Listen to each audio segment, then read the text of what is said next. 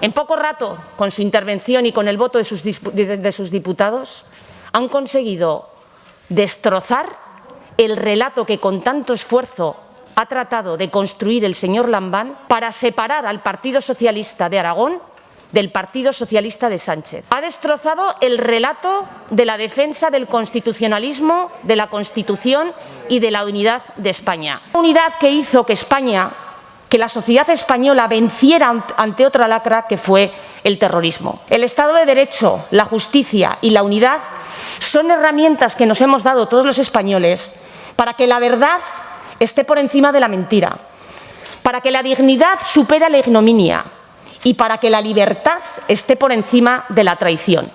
Hoy sí que estamos hablando de un tema de Aragón, de un tema de España y de un tema de Aragón que preocupa a muchos aragoneses.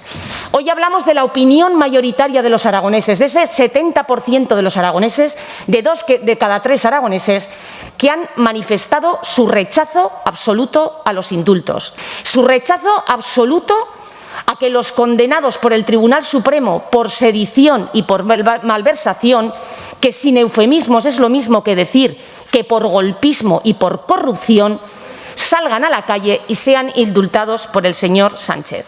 Hace 4 años era difícil imaginar que quien se comprometió a defender la Constitución y que acabaría convirtiéndose en el peor presidente de España estaba dispuesta ahora a mancillarla, hiriendo la sensibilidad, hiriendo la dignidad e hiriendo el honor de todos los españoles. El debate técnico y jurídico ya lo ha hecho el Tribunal Supremo y lo ha hecho la Fiscalía.